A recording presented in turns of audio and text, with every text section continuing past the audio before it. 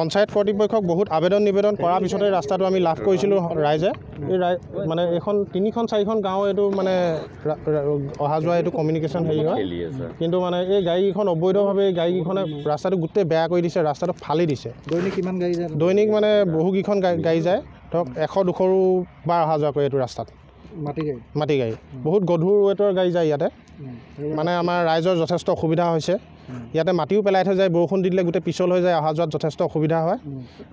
আমি মানে বহুত দিনৰ পৰা এইটোত মানে বহুত অসুবিধাৰ সন্মুখীন হৈ আছোঁ এইটো গোলাঘাট গাঁও পঞ্চায়তৰ সন্মুখে দিয়ে এইটো ৰাস্তাটো এই তৰফাত গাঁও এডোখৰ আজি আমি ৰাইজে মানে আজি দেখিলোঁ প্ৰত্যক্ষ কৰি পেলাই আমি গোটেইকেইজন ৰাইজ ইয়াতে সমবেত হৈ পেলাই মানে গাড়ীসমূহ ৰখাইছোঁ ৰখাই পেলাই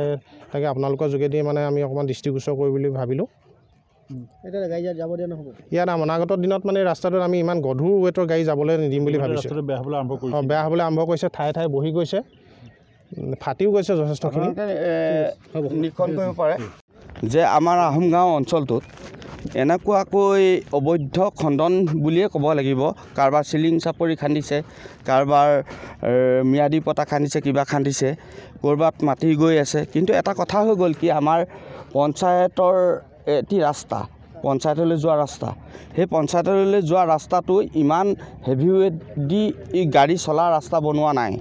আৰু এনেকৈ এইটো ৰাস্তাইদি গাড়ী অহা যোৱা কৰি থাকিলে আমাৰ ৰাস্তাটো বেয়া হৈ যাব প্ৰথম কথা তাৰ দ্বিতীয়তে হৈ গ'ল কি হৈ গ'ল আমাৰ ৰাস্তাটো বেয়া হৈ যোৱাৰ লগে লগে আৰু আমাৰ মানুহ অহা যোৱা যাতায়াতৰ সুবিধাটো অলপ দিগদাৰ হৈ যাব কাৰণ এইফালেদি শ্বৰ্টকাট মাৰিব পাৰে যাব পাৰে আমাৰ ভাই বন্ধুসকল বা আমাৰ ল'ৰা ছোৱালীবিলাকে স্কুল কলেজলৈ যায় সেই বস্তুটো সকলোৱে জ্ঞান কৰিব লাগে কাৰণ সেই বস্তুটো আমিও বিচাৰোঁ সকলোৱে জ্ঞান কৰক আৰু সকলোৱে বিচাৰি লওক তাতে দেখি পিনি এই ককাইদেউ এজন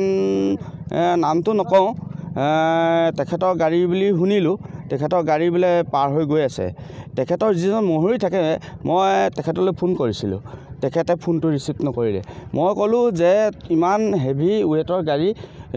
বেছিকৈ অহা যোৱা নকৰিবি তাক ক'লোহেঁতেন তাৰমানে আমাৰ ট্ৰেক্টৰ যায় কিবা যায় এইটো আগতে গৰু বাট আছিল অতীজত এটি গৰু বাট আছিল আমি এই ৰাস্তাটো মানে আগত পঞ্চায়তে এখন গেট বনাইছিল গেটখনো ভাঙি পেলালে মানে হেভি ৱেট গাড়ী নাযাবৰ কাৰণে ৰাস্তাটোত মানে সেই গেটখন ভাঙি পেলালে সেইটো বৰ দুখৰ বিষয় অহৰহ চলিয়ে থাকে আমাৰ আহোম গাঁও অঞ্চলটো কিমান পুখুৰী খান্দিছে কিমান কি কৰিছে নাজানো আৰু সেই অঞ্চল আমাৰ আহোম গাঁও অঞ্চলত কাৰ কেনেকৈ নিজৰ মাটিয়ে খান্দিছে নে কাৰোবাৰ চিলিং চাপৰি খান্দিছে কাৰোবাৰ মানে আমি এতিয়া অৱৰোধ কৰিছোঁ ৰাস্তাটো ওপৰত আমি যাবলৈ দিয়া নাই কাৰণ গাড়ী ৰখাই দিছোঁ যা এইটো ৰাস্তাত যাব নোৱাৰে আগত এখন গেট ভাঙি থৈ গ'ল মই সেইটো কৈছোঁ নহয় গেটখন ভাঙি পেলালে পঞ্চায়তে বহাইছিল সেইটো ৰাস্তা পঞ্চায়তৰ হয় কথাটো বুজিছেনে পঞ্চায়ত কৰ্তৃপক্ষক মানে এইটো বহুত আবেদন